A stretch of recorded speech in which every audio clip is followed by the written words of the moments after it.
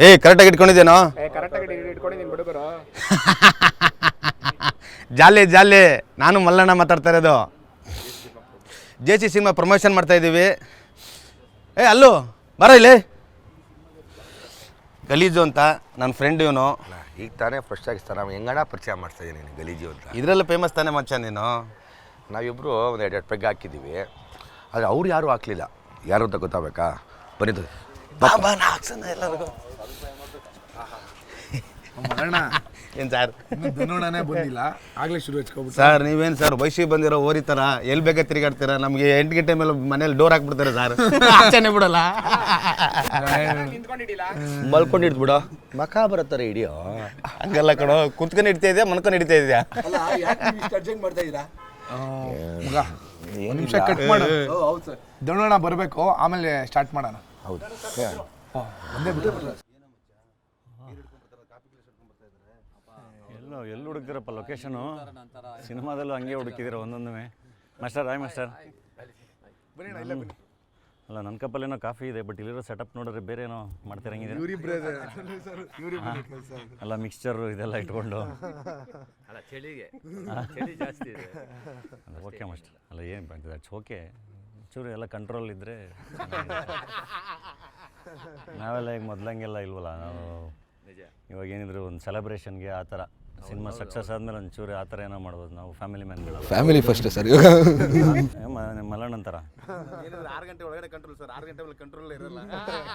ಎಲ್ಲ ಕಂಟ್ರೋಲ್ ಇರಬೇಕು. ಆಡಿಯನ್ಸ್ ಬೈತಾರಿಲ್ಲ ಅಂದರೆ. ಕರೆಕ್ಟ್ ಮಾತು. ಕೂತ್ಕೊಳ್ಳಿ ಮಾಸ್ಟರ್. ಮತ್ತೆ ಏನು ಕರೆಸಿದ್ದು, ಏನು ಸಮಾಚಾರ?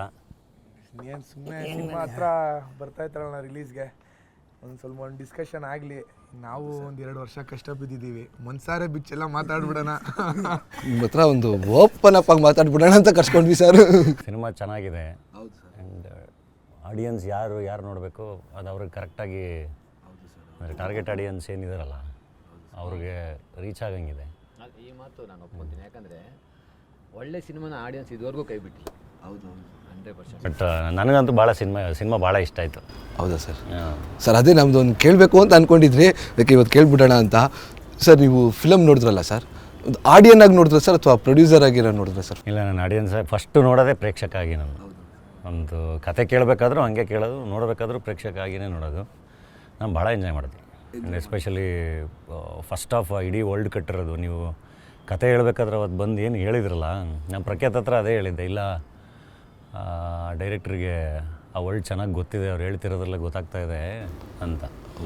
ಇಲ್ಲ ಅಂದರೆ ಕಷ್ಟ. ಅಂದರೆ ಏನಾಗುತ್ತೆ, ಆ ಜಗತ್ತು ಗೊತ್ತಿಲ್ಲದಲೇ ನೀವು ಅದನ್ನು ಮಾಡೋಕ್ಕೆ ಹೋದರೆ ಅಂದರೆ ಸಿನಿಮಾಗಳನ್ನ ನೋಡಿ ಸಿನಿಮಾ ಮಾಡೋದಂಗೆ ಅಂದರೆ ಇಮಿಟೇಷನ್ ಥರ ಕಾಣೋ ಸಾಧ್ಯತೆ ಇರುತ್ತೆ. ಆ ಜಗತ್ತು ಗೊತ್ತಿದ್ದಾಗ ಮಾತ್ರ ಅಷ್ಟು ಅಥೆಂಟಿಕ್ಕಾಗಿ ಆ ಸಿನಿಮಾನ ಕಟ್ಟಕ್ಕೆ ಸಾಧ್ಯ. ಹೌದು ಸರ್, ಹೌದು ಸರ್. ಅದು ಬಹಳ ಚೆನ್ನಾಗಿದೆ. ಆ್ಯಂಡ್ ಕಾಸ್ಟಿಂಗ್ ವಿಷಯದಲ್ಲೂ ಅಷ್ಟೇ, ಎಲ್ಲ ಫ್ರೆಶ್ ಫೇಸಸ್ಗಳನ್ನೇ ಹಾಕ್ಕೊಂಡು ಮಾಡಿದ್ರೆ ಒಂದು ಅಂದರೆ ಆ ಥರದೊಂದು ಜಗತ್ತಲ್ಲಿ ಒಂದು ಬಿಲೀವೇಬಿಲಿಟಿ ಫ್ಯಾಕ್ಟರ್ ಇರುತ್ತಲ್ಲ, ಅದು ಸರ್. ಇಲ್ಲ, ಅದು ನನಗೆ ತುಂಬ ಅದಕ್ಕೆ ಸಪೋರ್ಟ್ ಮಾಡಿದ್ದು ನೀವು ಸರ್. ಒಂದು ಸಲ ನಾವು ಮೀಟ್ ಆದಾಗ ನೋಡಮ್ಮ ಸೀನಿಯರ್ ಆರ್ಟಿಸ್ಟ್ಗಳು ಅವ್ರು ಸೂಪರ್, ಅದ್ರ ಬಗ್ಗೆ ಇಲ್ಲ, ನಾವೆಲ್ಲ ಹೊಸ್ದಾಗಿ ಮಾಡ್ತಾ ಇರೋರು, ನೀನು ಹೊಸ ಆರ್ಟಿಸ್ಟ್ಗಳಿಗೆ ನೀನು ಇದು ಮಾಡು, ಪುಷ್ ಮಾಡು, ಟ್ರೈನ್ ಮಾಡಿಬಿಟ್ಟು ಮಾಡು, ವರ್ಕೌಟ್ ಆಗುತ್ತೆ ಅಂತ ನೀವು ಹೇಳಿದ್ರಿ ಸರ್. ಅದಾದಮೇಲೆ ನಾವು ಪ್ರಖ್ಯಾತ ಸರ್ ಕೂತ್ಕೊಂಡು ಎಷ್ಟೊಂದು ಡಿಸ್ಕಸ್ ಮಾಡ್ತೀವಿ ಸರ್, ಹೊಸಬ್ರಿಗೆ ಹೋಗೋಣ ಸರ್ ಹೇಳ್ದಂಗೆ ಅಂತ ಅಂದ್ಬಿಟ್ಟು ಅದರಿಂದನೇ ಸ್ಟಾರ್ಟ್ ಆಗಿದೆ ಸರ್ ಹೊಸಬ್ರು. ಇಲ್ಲ, ಭಾಳ ಇಂಪಾರ್ಟೆಂಟ್ ಅಲ್ಲ ಕಾಸ್ಟಿಂಗ್ ಮಾಡಬೇಕಾದ್ರೆ. ಅಂದರೆ ಒಂದೊಂದು ಸಿನಿಮಾಗೆ ಒಂದೊಂದು ಥರ. ಇವಾಗ ನಾವು ಟಗರುಪಲ್ಯ ಮಾಡಬೇಕಾದ್ರೂ ಅಷ್ಟೇ. ಅದೆಂಗಿತ್ತು ಅಂದರೆ ಆ್ಯಕ್ಚುಲಿ ಫಸ್ಟ್ ಹೊಸಬ್ರು ಅಂತ ಅಂದ್ಕೊಂಡಿದ್ದೆ. ಅದಾದಮೇಲೆ ಇಲ್ಲ ಆ ಸಿನಿಮಾ ವರ್ಕಕ್ಕೆ ಎಲ್ಲ ಎಕ್ಸ್ಪೀರಿಯನ್ಸ್ಡ್ ಆರ್ಟಿಸ್ಟ್ಗಳ ಜೊತೆಗೆ ಹೊಸಬ್ರನ್ನ ಹಾಕಿದ್ರೆ ಚೆನ್ನಾಗಿರುತ್ತೆ ಅಂತ ಹಾಗೆ ಹೋಗಿದ್ದು. ಬಟ್ JC ಥರದ ಸಿನಿಮಾಗೆ ಐ ಥಿಂಕ್ ಈ ವರ್ಲ್ಡ್ಗೆ ಹೊಸಬ್ರನ್ನ ಹಾಕಿದಷ್ಟು ಅದು ರಿಯಲ್ ಅನಿಸುತ್ತೆ. ಯಾಕಂದರೆ ಅಷ್ಟು ರಿಯಲಿಸ್ಟಿಕ್ ಟ್ರೀಟ್ಮೆಂಟಲ್ಲಿ ನೀವು ಸಿನಿಮಾ ಶೂಟ್ ಮಾಡಿದ್ದೀರಾ. ಆ್ಯಂಡ್ ಅದ್ರ ಜೊತೆಗೆ ನನಗೆ ಭಾಳ ಇಷ್ಟ ಆಗಿದ್ದು ಥ್ರಿಲ್ಲರ್ ಮಂಜು ಸರ್. ಬ್ಯೂಟಿಫುಲ್ ಪಿಕ್ಚರ್ ನೋಡಿದಾಗಂತೂ ನಂಗೆ ಏನು ಅನ್ನಿಸ್ತಲ್ಲ, ಎಷ್ಟು ಹೊಸದಾಗಿ ಹೆಂಗೆ ಅನಿಸುತ್ತೆ ಗೊತ್ತಾ ಮಾಸ್ಟರ್. ನಾನು ಟ್ರೈಲರು ರಿಲೀಸ್ಗಿಂತ ಮುಂಚೆ ಯಾರಿಗೆ ತೋರಿಸಿದ್ರು ಫಸ್ಟು ಕಮೆಂಟೇನೆ ಥ್ರಿಲ್ಲರ್ ಮಂಜು ಮಾಸ್ಟ್ರು ಬೇರೆ ಥರ ಅನಿಸ್ತಾ ಇದ್ದಾರೆ, ಸಖತ್ತಾಗಿದೆ ಅಂತ. ನಂಗೆ ಸಿನಿಮಾ ನೋಡಿದಾಗಲೂ ಅಷ್ಟೇ ನನಗೆ ಭಾಳ ಇಷ್ಟ ಆಯಿತು. ನಂದು ಫಸ್ಟ್ ಆಫ್ ವರ್ಲ್ಡ್ ಕಟ್ಟಿರೋದು ಆ್ಯಂಡ್ ಹೇಳಿರೋ ವಿಷಯ. ಅಂಡರ್ ವರ್ಲ್ಡ್ದೇ ಹೇಳಿರ್ಬೋದು, ಜೈಲೊಳಗಿನ ವ್ಯವಸ್ಥೆ ಹೇಳಿರ್ಬೋದು, ಬಟ್ ಎಷ್ಟೋ ಜನರದು ನಾನು ಹೇಳ್ತಿರೋದಲ್ಲಿ ತಂದೆ ಮಗನ ಸಂಬಂಧ, ಒಂದು ಫ್ಯಾಮಿಲಿ ಇದೆಲ್ಲ ಬರುತ್ತಲ್ಲ, ಸಣ್ಣ ಸಣ್ಣ ಇನ್ಸಿಡೆಂಟ್ಗಳು ಲೈಫ್ಗಳನ್ನ ಏನು ಬೇಕಾದ್ರೂ ಮಾಡ್ಬೋದು. ಸುಮ್ಮನೆ ರೋಡಲ್ಲಿ ಹಿಂಗೆ ಸಣ್ಣ ಟಚ್ ಆಗಿಬಿಟ್ಟು ಆಡೋ ಜಗಳ ಎಲ್ಲಿ ಬೇಕಾದ್ರೂ ಎಲ್ಲಿ ಬೇಕಾದ್ರೂ ಕರ್ಕೊಂಡು ಹೋಗ್ಬಿಡ್ಬೋದು. ನಿಮಗೆ ಜಾಸ್ತಿ ಎಕ್ಸ್ಪೀರಿಯನ್ಸ್ ಇದೆ ಮಾಸ್ಟರ್, ಅಷ್ಟು ವಿಚಾರ ಮಾಡಿದ್ದೀರ ನೀವು ಹೇಳಿ. ಮಾಸ್ಟರ್ ಕೇಳ್ತಾ ಇದೆ ಸರ್, ಅದಕ್ಕೆ ಮಾಸ್ಟರ್ ನಿಮ್ದು ಯಾವ್ದು ಎಕ್ಸ್ಪೀರಿಯನ್ಸ್ ಇದೆಯಾ, ಯಾವ್ದಾರ ಪೊಲೀಸ್ ಕೇಸ್ ಮಾಡ್ಕೊಂಡಿದ್ದೀರಾ ವಯಸ್ಸಲ್ಲಿ ಅಂತ ಕೇಳ್ತಾ ಇದೆ ಸರ್. ಪೊಲೀಸ್ ಕೇಸ್ ಆ ಥರ ಏನಿಲ್ಲ. ನನಗೆ ಒಂದು ಇನ್ಸಿಡೆಂಟ್ ಏನು ಗೊತ್ತಾ, ನನಗೆ ನಾನು ಸ್ಟೆಂಟ್ ಪ್ರಾಕ್ಟೀಸ್ ಮಾಡಬೇಕಾದ್ರೆ ನಾನು 3 hours ಡೈಲಿ ಸ್ಟೆಂಟ್ ಪ್ರಾಕ್ಟೀಸ್ ಮಾಡ್ತಾಯಿದ್ವಿ ಕೃಷ್ಣಾವರ ಪಾರ್ಕಲ್ಲಿ. ಅಲ್ಲಿಂದ ಹಿಂಗೆ ಬರಬೇಕು 4th ಬ್ಲಾಕಲ್ಲಿ ಒಬ್ಬರು ರಿಯಲ್ಗೆ ನನ್ನ ಅಟ್ಯಾಕ್ ಮಾಡಿಬಿಟ್ರು. ಅದೇನು ಅವರು ಡ್ರಿಂಕ್ಸ್ ಮಾಡಿದ್ರೆ ಏನೋ ಗೊತ್ತಿಲ್ಲ, ನೈಟಲ್ಲಿ ಪುಟಾಣ ಥಿಯೇಟ್ರ್ ಎದುರುಗಡೆ ಕಾರಲ್ಲಿ ನಾನು ಫುಟ್ಪಾತ್ ಪಕ್ಕದಲ್ಲೇ ಹೋಗ್ತಾ ಇದ್ದೀನಿ. ನಾನು ಹಿಂದೆ ಬಂದು ಆರೋ ನೋಡಿಯೋದು, ನಾನು ಹಿಂಗೆ ಸೈಡ್ ಓದಿದ್ರು ನಾನು ಹಿಂದೆನೇ ಬರೋದು, ಹಿಂಗೆಲ್ಲ ನೀವು ಯಾರು ಅಂತ ಗೊತ್ತಿದ್ದು ನಾವು ಗೊತ್ತಿಲ್ಲ. ಅವಾಗ ನಾನು ಇನ್ನೂ ಸ್ಟೆಂಟ್ ಮೇಲೆ ಇನ್ನೂ ಪ್ರಾಕ್ಟೀಸ್ ಮಾಡ್ತಾಯಿದ್ದೆ. ಇಂಡಸ್ಟ್ರಿಯಲ್ಲಿ ಇನ್ನೂ ಅವಾಗ ಒಂದು 5-6 ಪಿಕ್ಚರ್ ಮಾಡಿದ್ದೆ ಅಷ್ಟೇ. ಆವಾಗ ನಾನು ಒಂದು ಪಂಚ್ ಕೊಟ್ಟೆ, ತುಂಬ ಕಿರಿಕ್ ಮಾಡ್ಬಿಟ್ಟ. ನಾನು ಬೇರೆ ಒಂದು ಪಂಚ್ ಕೊಟ್ಟೆ. ಈಗ ಏನು ನಮ್ಮ ಸಿನಿಮಾದೆಲ್ಲ ಇದೆಯಲ್ಲ JCಯಲ್ಲಿ ಒಂದು ಪಂಚ್ ಕೊಟ್ಟೆ, ಅವ್ನು ಚಾಕು ಒಟ್ಟಿತ್ತು. ಅವ್ನು ಎಕ್ಸ್ಪೆಕ್ಟೇ ಮಾಡಿಲ್ಲ. ಗಾಡಿ ಸ್ಟಾರ್ಟ್ ಮಾಡಿದ ಎಗರಿ ಕ್ಯಾಚ್ ಮಾಡಿಬಿಟ್ಟೆ ಗಾಡಿನ. ಲಿಟ್ರಲಿ 1/2 kilometer ಹಂಗೆ ಹೋಗಿದ್ದೀವಿ. ಸೊ ಈ ಥರ ರಿಯಲ್ ಇನ್ಸಿಡೆಂಟ್ ಇದು. ಸೊ ಈ ಥರ ತುಂಬ ಆಗಿದೆ. ಸಿನಿಮಾಗಳ ವಿಚಾರಕ್ಕೆ ಬಂದಾಗ ನೀವು ಇವಾಗ ನನ್ನ ಪಾತ್ರದ ಬಗ್ಗೆ ಹೇಳ್ತಾಯಿದ್ರಿ. ನಮ್ಮ ಸಿನಿಮಾದು ಡೈರೆಕ್ಟ್ರು ಬಂದು ನಿಮ್ಮ ಅಂದರೆ ಒಂದು ಪಾತ್ರ ಮಾಸ್ಟರ್ ನೀವು ಇದುವರೆಗೂ ಮಾಡಿರ್ಬೋದು ಆ ಥರ ಜನರಲ್ಲಿ ಮಾಡಿಸ್ತೀನಿ ಅಂದರು ನಮ್ಮ JCಯಲ್ಲಿ. ನಾನು ಏನು ಯಾವ ಥರ ಅಂದೆ. ಅವ್ರು ನಿಜವಲ್ಲೂ ಅವರು ಹೇಳಿದ್ರು, ಡಾಲಿ ಅವರೇ ಅವ್ರು ಏನು ಹೇಳಿದ್ರು ಅದೇ ರೀತಿ ಮಾಡಿಸಿದ್ರು. ನನಗೆ ಭಾಳ ಖುಷಿ ಆಗುತ್ತೆ. ನನಗೆ ಡಬ್ಬಿಂಗ್ ಮಾಡಬೇಕಾದ್ರೆ ಭಾಳ ಖುಷಿ ಆಯಿತು. ಸೊ ಭಾಳನೇ ಐ ಆಮ್ ವೆರಿ ಹ್ಯಾಪಿ ನಿಜ.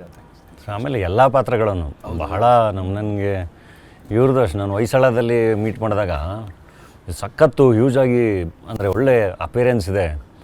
ನಾನು ಅಲ್ಲಿ ಫೈಟ್ ಮಾಡಬೇಕಾದ್ರೆಲ್ಲ ಯೋಚನೆ ಮಾಡ್ತಾಯಿದ್ದೆ, ಇವರು ಆ್ಯಕ್ಟ್ ಮಾಡಿದ್ರೆ ಚೆನ್ನಾಗಿರುತ್ತಲ್ವ ಒಳ್ಳೆ ಪಾತ್ರದಲ್ಲಿ ಅಂತ. ಕರೆಕ್ಟಾಗಿ ಇಲ್ಲಿ ಪಿಕ್ ಮಾಡಿ ನಂಗೆ ಸಿನಿಮಾ ನೋಡಿದಾಗ ಸಖತ್ ಸರ್ಪ್ರೈಸಿಂಗ್ ಆಗಿತ್ತು. ಅಂದರೆ ದ ವೇ ಹಸ್ ಟ್ರಾನ್ಸ್ಫಾರ್ಮ್. ಅದು ಟಿಪ್ಸ್ ಕೊಟ್ಟಿದ್ರಿ ಸರ್. ಫಸ್ಟ್ ಟೈಮ್ ನಾವು ಮೀಟ್ ಮಾಡಿದಾಗ ನೀವು ಹೇಳಿದ್ರಿ ಲೈಕ್ ನಿನ್ನ ನೆಗೆಟಿವ್ ಕ್ಯಾರೆಕ್ಟರ್ಸ್ಗೆ ತುಂಬ ಆಪ್ಟಾಗಿದೆಯಾ, ಬಟ್ ಇದು ಸರೋಗೋದಿಲ್ಲ, ನಿನ್ನ ಇದಕ್ಕೆ ಬೇಕಾಗಿರೋ ತಯಾರಿ ತಗೋಬೇಕು, ಈ ಥರ ಸ್ಟಂಟ್ ಕಲಿ, ಈ ಥರ ಸ್ವಲ್ಪ ಆ್ಯಕ್ಟಿಂಗ್ ಕ್ಲಾಸ್ ನಿಮ್ಮ ಜ್ಞಾಪಕ ಇದೆಯಲ್ಲ ಗೊತ್ತಿಲ್ಲ. ಅಲ್ಲಿ ಒಂದೇ ಒಂದು ಫೈಟ್ ನಮ್ಮ ಮೈಸೂರು ಅಲೋಕ ಬಿಲ್ಡಿಂಗ್ ಹತ್ರ ಒಂದು ಅಂದರೆ ಫೈಟಲ್ಲಿ ಅಷ್ಟೇ ಅಪಿಯರೆನ್ಸ್ ಇದೆ, ಹಿಂಗೆ ಎತ್ತಿ ಬಿಸಾಕೋದು. ಸೊ ಅವಾಗ ಹೇಳಿದೆ ಪ್ರಾಕ್ಟೀಸ್ ಮಾಡಿದ್ರೆ ಸಖತ್ತಾಗಿ ಆಗುತ್ತೆ ಅಂತ. ಸೊ ನಾನು ನೀವು ಹೇಳಿದ ಮಾತು ಅವತ್ತು ಇನ್ಸ್ಪಿರೇಷನ್ ಆಗಿ ತಗೊಂಡು ಅವತ್ತಿಂದ ಆದಷ್ಟು ಎಲ್ಲೆಲ್ಲಿ ಚಾನ್ಸಸ್ ಸಿಗುತ್ತೋ ಟ್ರೈ ಮಾಡ್ಕೊಂಡು ಮಾಡ್ತಾ ಇದ್ದೆ. ಲಕ್ಕಿಲಿ ನಿಮ್ಮ ಬ್ಯಾನರಲ್ಲೇ ನನಗೆ ಕಾಲ್ ಬಂದ್ಬಿಟ್ಟು ಡಾಲಿ ಪಿಕ್ಚರ್ಸಲ್ಲಿ ಒಂದು ಕ್ಯಾರೆಕ್ಟರ್ ಇದೆ ಬಂದು ಮಾಡಿಬೇಕು ಅಂದಾಗ ನಂಬಲೇ ಇಲ್ಲ. ಅದನ್ನ ಯಾವುದೋ ಸ್ಕ್ಯಾಮ್ ಅಂದ್ಕೊಂಡೆ. ನಾನು ಇನ್ಸ್ಟಾಗ್ರಾಮಲ್ಲಿ ಬಂದಿದ್ದು, ಆಮೇಲೆ ಕಪಲ್ ಆಫ್ ಟೈಮ್ಸ್ ಬಂತು ಅದು ಬ್ಯಾಕ್ ಟು ಬ್ಯಾಕ್. ಸೀರಿಯಸ್ ಆಗಿ ಇರ್ಬೋದೇನೋ ಟ್ರೈ ಮಾಡೋದ್ರಲ್ಲಿ ಏನು ಅಂತ. ಆಮೇಲೆ ಹೋದಾಗ ಗೊತ್ತಾಯ್ತು ಓಕೆ ಇಟ್ ವಾಸ್ ರಿಯಲ್ ಅಂತ. ಸೊ ಸರ್ ಅವ್ರ ಯೂನಿವರ್ಸಿಟಿಲಿ ಸೇರಿಸ್ಕೊಂಡು 2 ವರ್ಷ ಚೆನ್ನಾಗಿ ಬೆಂಡಾಯ್ತು ವರ್ಕ್ಶಾಪ್ ಅಂತ. ಒಳ್ಳೆ ವರ್ಕ್ಶಾಪ್ಗಳಾಗಿದೆ.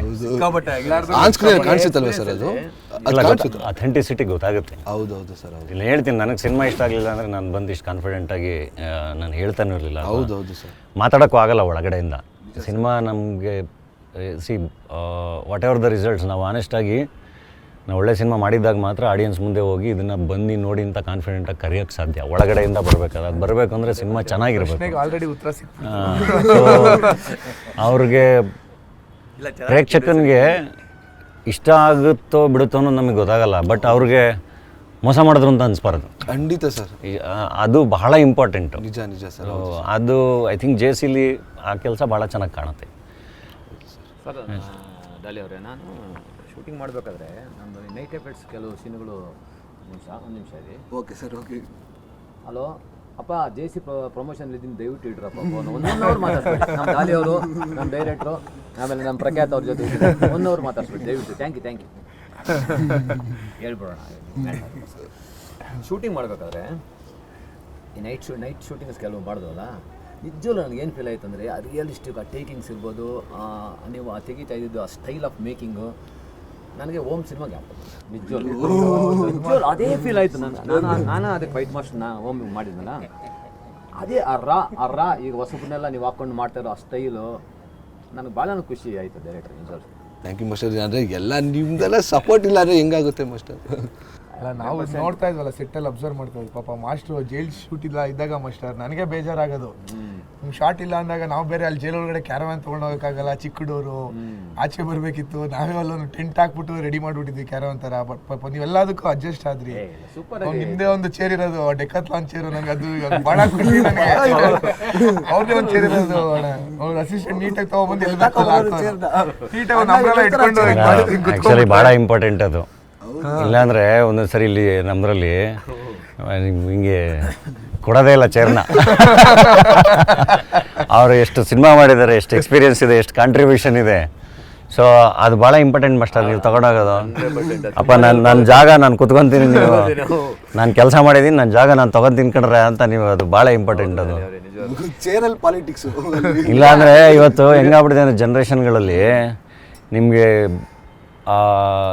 ಕಾಂಟ್ರಿಬ್ಯೂಷನ್ಗಳು ಇನ್ನೊಂದು ಮತ್ತೊಂದು ಎಷ್ಟೋ ಜನಕ್ಕೆ ಗೊತ್ತಿರಲ್ಲ ಅವರು ಇದು ಅನ್ವಯಿಸುತ್ತೆ. ಹೌದು ನಮ್ಮ ಜಾಗ ನಾನು ರಪ್ ಅಂತ ಇನ್ನೊಬ್ರು ಹಾಕೊಂಡು ಮುಸ್ಕೊಂತಾ ಇರ್ತಾರೆ, ರಪ್ ಅಂತ ನಾವು ಬಿಡ್ಬೇಕು ಮ್ಯೂಸಿಕಲ್ ಚೇರ್ ಥರ ಹೇಳ್ಬಿಡ್ತಾರೆ. ರಿಯಲಿಸ್ಟ್ ಆಗಿ ನನಗೆ ಎಕ್ಸ್ಪೀರಿಯನ್ಸ್ ಆಗಿದೆ. ಬಟ್ ನಾನು ಅದನ್ನು ಜಾಸ್ತಿ ಎಲ್ಲ ಹೇಳೋಕ್ಕಾಗಲ್ಲ. ನಾನು ಯಾವಾಗಲೂ ಪಾಸಿಟಿವ್ ಆಗಿ ಇರ್ತೀನಿ. ಸೊ ನೀವು ಹೇಳ್ತಿ ಕತೆ ಅದೇ ನಾನು ಕೇಳಬೇಕು ಅಂದ್ಕೊಂಡಿದ್ದೆ ಅಣ್ಣ. ಆನೆಸ್ಟಾಗಿ ಹೇಳ್ಬಿಡಿ, ನಮ್ಮ ಸಿನಿಮಾ ಏನು ಬ್ಲಾಕ್ ಬಸ್ಟರ್ ಥರ ಫೀಲ್ ಆಯ್ತಾ, ಓಕೆ ಆ್ಯಾವ್ರೇಜ್ ಮಾಡಿದ್ದಾರೆ ಅನ್ನೋ ಫೀಲ್ ಆಯ್ತಾ? ಬಟ್ ನೀವು ಮುಂಚೆನೇ ಇಲ್ಲ, ನನಗೆ ಭಯ ಇತ್ತು.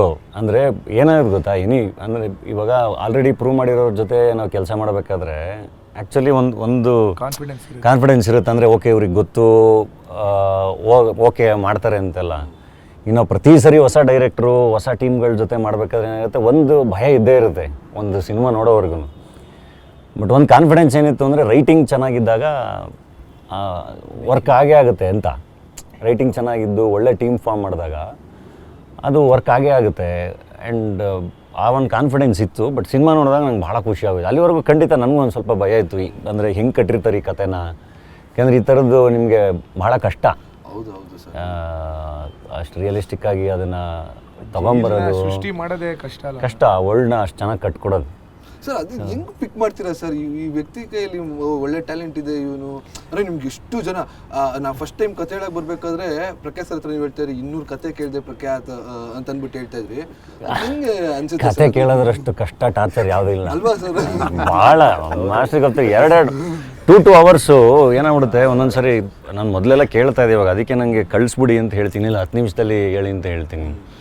ಇಲ್ಲಾಂದ್ರೆ ಅದ್ರದ್ದಷ್ಟು ಕಷ್ಟ ಯಾವುದೂ ಇಲ್ಲ. ಹಿಂಗೆ ಒಂದು ಸರಿ ನಮ್ಮ ತಂದೆನೋ ನಮ್ಮ ಅಣ್ಣನೂ ಅವ್ರು ಯಾರೋ ಕೇಳ್ತಾ ಇದ್ದಾರೆ, ಕತೆ ಕೇಳು ನಾನು ನಿಮಗೆ ಗೊತ್ತಿಲ್ಲ ಕತೆ ಕೇಳೋ ಕಷ್ಟ, ಸುಮ್ಮನಿರಿ ಅಂತ ಹೇಳಿದ್ರೆ ಕೊನೆಗೆ ಇಲ್ಲ ಕೇಳಬೇಕು ಅಂತ. ನಾನು ಹೌದಾ, ನಾನು ಒಂದು ಕಂಡೀಷನ್ ಕೇಳ್ತೀನಿ, ಏನು ಅಂದರೆ ನನ್ನ ಜೊತೆ ನೀವಿಬ್ರು ಕುತ್ಕೋಬೇಕು. ಸೊ ಊರಿಗೆ ಹೋದಾಗ ಅವರಿಬ್ರನ್ನೂ ಕೂರಿಸ್ಕೊಂಡೆ. ಆಯಿತಾ, ಶುರುವಾಯಿತು. 20 ನಿಮಿಷ ಆಯಿತು, ಒದ್ದಾಟ ಶುರುವಾಯಿತು. ಫಸ್ಟು ನಮ್ಮಪ್ಪ ಯಾವುದೋ ಫೋನ್ ಇಟ್ಕೊಂಡಿದ್ದು ಹೋದರು. ಆಮೇಲೆ ನಮ್ಮ ಅಣ್ಣ ಕೂತ್ಕೊಂಡು ಅವ್ನು ಇನ್ನೊಂದು 10 ನಿಮಿಷಕ್ಕೆ ಅವತ್ತೇ ಲಾಸ್ಟ್. ಅವರು ಕತೆ ಯಾರು ಕೇಳಿದ, ಅಪ್ಪ ಅವನ ಹತ್ರನೇ ಕೇಳ್ಕೊಳ್ಳಿ, ನಾವು ಮಾತ್ರ ಇನ್ಫ್ಲುಯೆನ್ಸ್ ಮಾಡಲ್ಲ ಅಂತಾರೆ. ಅಂದರೆ ಅದು ಅಂದರೆ ಹೇಳ್ತಿರೋದು, ಕತೆ ಹೇಳೋದು ಒಂದು ಕಲೆ ಅಲ್ಲ. ಆ್ಯಕ್ಚುಲಿ ಎಷ್ಟೊಂದು ಜನ ಕತೆ ಹೇಳಕ್ಕೆ ಬರಲ್ಲ, ಬಟ್ ಅದನ್ನು ಸಿನಿಮಾದಲ್ಲಿ ಚೆನ್ನಾಗಿ ಕಟ್ಟಕ್ಕೆ ಬರುತ್ತೆ. ಕೆಲವೊಬ್ಬರಿಗೆ ಕತೆ ಹೇಳಕ್ಕೆ ಬರುತ್ತೆ, ಸಿನಿಮಾದಲ್ಲಿ ಚೆನ್ನಾಗಿ ಕಟ್ಟಕ್ಕೆ ಬರಲ್ಲ. ಹಂಗಾಗಿ ಆ್ಯಕ್ಚುಲಿ ಜಡ್ಜ್ಮೆಂಟ್ ಸಿಗೋದು ಕಷ್ಟ. ಬಟ್ ಪೊಟೆನ್ಷಿಯಲ್ಗಳು ಗೊತ್ತಾಗುತ್ತೆ, ಪ್ರತಿಭೆಗಳಿದೆಯಲ್ಲ ಅದು ಕಂಡೇ ಕಾಣುತ್ತದು.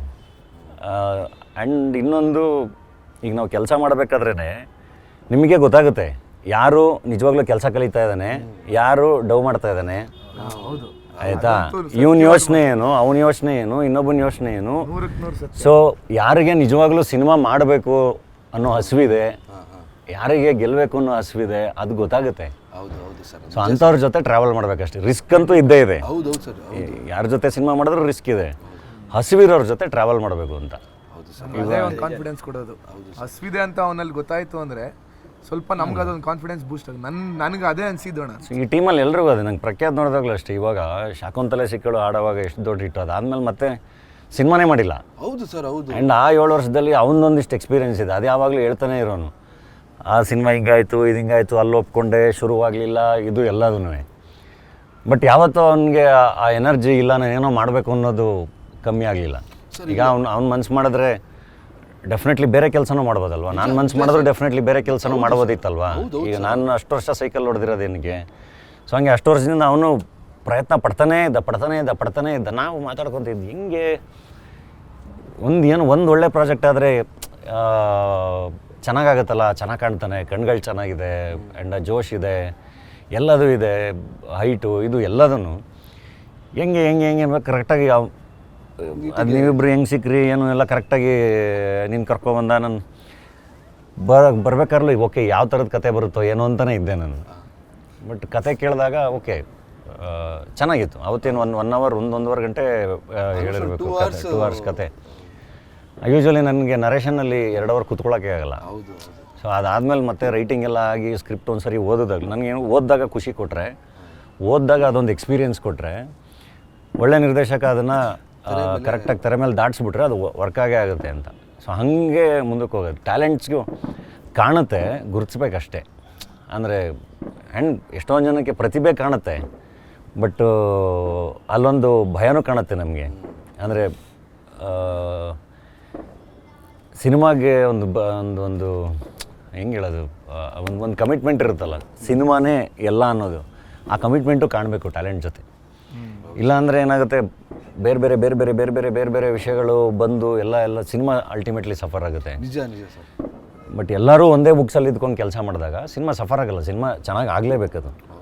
ನನಗೆ ಪ್ರಕಾಶ್ ಸರ್ನ ಮೀಟ್ ಆದ್ವಲ್ಲ ಸರ್, ಮೀಟ್ ಆದಮೇಲೆ ನಾನು ಪ್ರಕಾಶ್ ಸರ್ ಪ್ರೊಡ್ಯೂಸರ್ಗೆ ಅಂತಲೇ ಓಡಾಡ್ತಾ ಇದ್ವಿ ಸರ್. ಆದರೆ ಪ್ರಕಾಶ್ ಸರ್ ಒಂದೇ ಒಂದು ದಿನಕ್ಕೂ ನಾನು ಕೈ ಬಿಟ್ಟಿಲ್ಲ ಸರ್. ಅವರು ಮಾಡೋಣ ಡೈರೆಕ್ಟ್ರಿ, ಮಾಡೋಣ ಸರ್, ಮಾಡೋಣ ಬಿಟ್ಟೇ ಇಲ್ಲ ನನಗೆ. ಆಮೇಲೆ ಸರ್ ನಿಮಗೂ ಗೊತ್ತಿರುತ್ತೆ, ಈ ಸಿನಿಮಾ ಇಂಡಸ್ಟ್ರಿಲಿ ಒಳಗಡೆ ಬರ್ತಾ ಇದ್ದಂಗೆ ಸ್ವಲ್ಪ ಸ್ಟಾರ್ಟ್ ಆಗ್ತಾ ಇದ್ದಂಗೆ 4-5 ಜನ ಬಂದ್ಬಿಟ್ಟು ಹೇಳ್ತಾರೆ, ಇವ್ರು ಯಾಕೆ ಕತೆ ಚೆನ್ನಾಗಿದೆ ಇನ್ನೊಂದು ಈ ಥರ ನನಗೂ ಬಂತು ಸರ್. ಈ ಥರ ಕತೆ ಚೆನ್ನಾಗಿದೆ, ನೀನು ಯಾಕೆ ಸ್ವಲ್ಪ ಇಷ್ಟವ್ರ ಹತ್ರ ಹೋಗ್ಬಾರ್ದು, ಸ್ವಲ್ಪ ನೋನ್ ಇರೋರ್ದ ಹತ್ರನೂ ಹೋಗ್ಬಾರ್ದು ಅಂತೆಲ್ಲ ಬರುತ್ತೆ. ಬಟ್ ಆದರೆ ನಂದು ಪ್ರಕಾಶ್ ಸರ್ದು ಹೆಂಗಿತ್ತು ಅಂತ ಅಂದರೆ, ನಾವು ಅದನ್ನೇ ಶೇರ್ ಮಾಡ್ಕೊತಾ ಇದ್ವಿ. ಸರ್ ನೋಡಿ ಸರ್ ಹಿಂಗೆ ಬರ್ತಾ ಇದೆ, ಹಿಂಗೆ ಹೇಳ್ತಾರೆ ನೋಡಿ ಸರ್, ನಮ್ಮ ಜೊತೆನೇ ಇದ್ಬಿಟ್ಟು ಹೆಂಗೆ ಮಾಡ್ತಾರೆ ನೋಡಿ ಸರ್ ಅಂತ ನಾವು ಅದನ್ನೇ ಶೇರ್ ಮಾಡ್ಕೊತಾ ಇದ್ವಿ. ಸೊ ಅಷ್ಟು ಕ್ಲೋಸ್ ಆಗಿ ನನ್ನ ಕೈ ಬಿಡ್ದೇ ಕರ್ಕೊಂಡು ಬಂದರು ಸರ್. ಅದಂತೂ ಲೈಫ್ ಲಾಂಗ್ ಮರೆಯೋಕ್ಕಾಗದಿರೋಂಥ ವಿಷಯ. ಸುಮ್ಮನೆ ಆಫೀಸಲ್ಲಿ ಕುತ್ಕೊಳ್ಳೋದು ಇದೆಯಲ್ಲ, ಅದಕ್ಕಿಂತ ಟಾರ್ಚರ್ ಏನಿಲ್ಲ.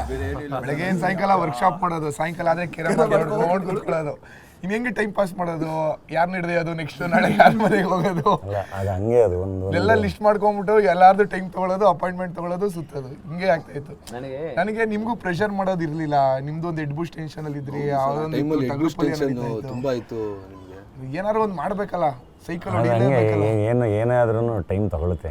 ಒಂದು ಜರ್ನಿ ಮಾಡಬೇಕಲ್ಲ ಮಾಸ್ಟರ್.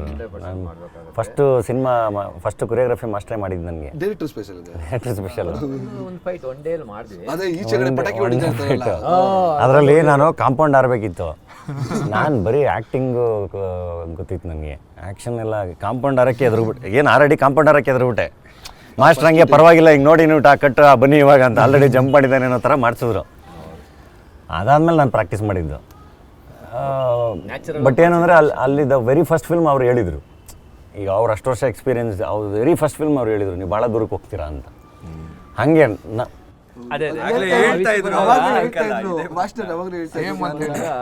ನಾನೊಂದು ಕೆಲವು ಒಂದು 2-3 ಮಾತಲ್ಲಿ ಹೇಳ್ತೀನಿ. ಪ್ರಖ್ಯಾತ ನೋಡಿದಾಗ ನನಗೆ ಹಂಗೆ ಅನ್ನಿಸ್ತು.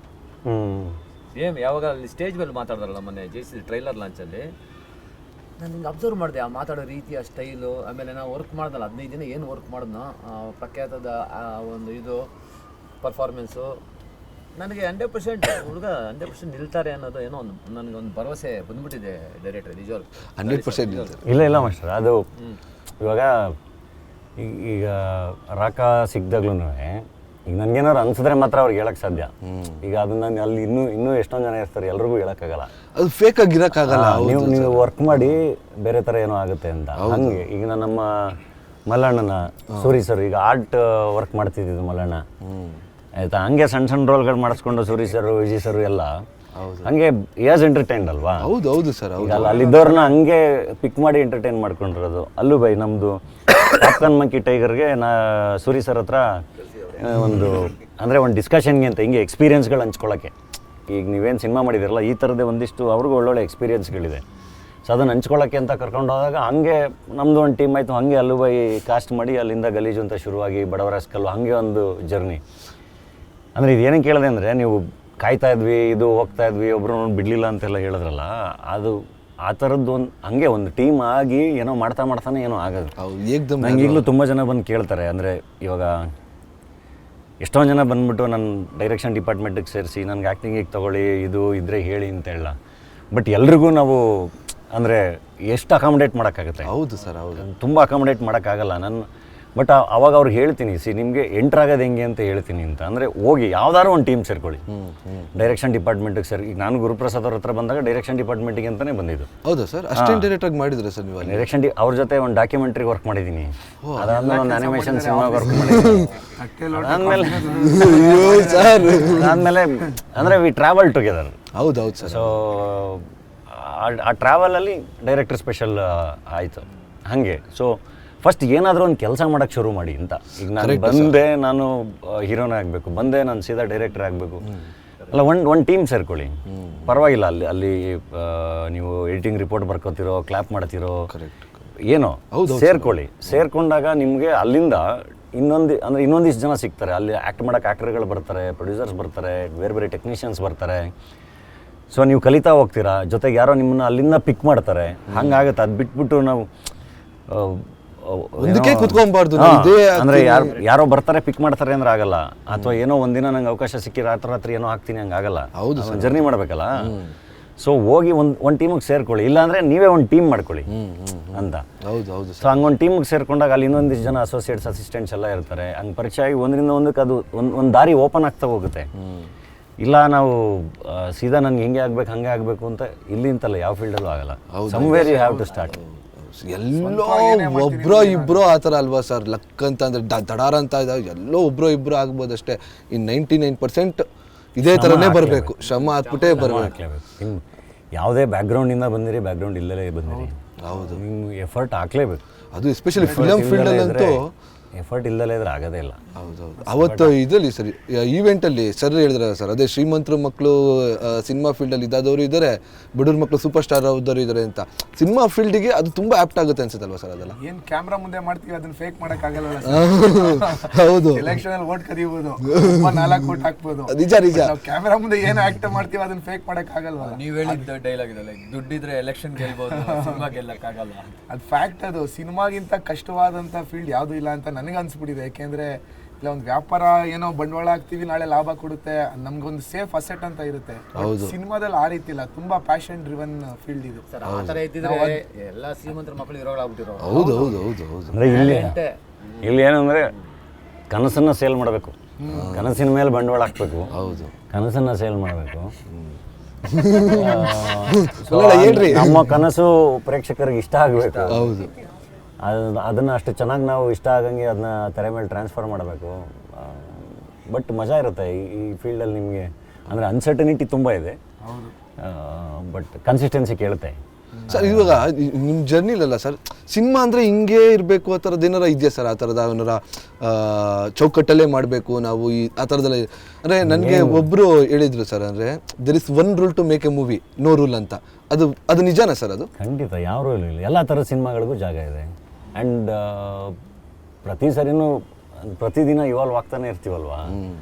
ಸೊ ಎಲ್ಲ ಥರದಕ್ಕೂ ಜಾಗ ಇದೆ, ಎಲ್ಲ ಥರದ ಸಿನಿಮಾಗಳನ್ನೂ ಮಾಡಬೇಕು.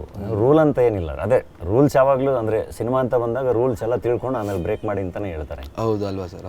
ಕಥೆ ಹೇಳೋದು ಒಂದು ಕಲೆ, ಅದನ್ನು ನೀವು ಯಾವ ಥರ ಬೇಕಾದರೂ ಹೇಳ್ಬೋದು, ಒಬ್ರೊಬ್ರು ಒಂದೊಂದು ಥರ ಹೇಳ್ಬೋದು. ಸೊ ನನಗೆ ಎಲ್ಲ ಥರದ ಸಿನಿಮಾಗಳು ಇಷ್ಟ.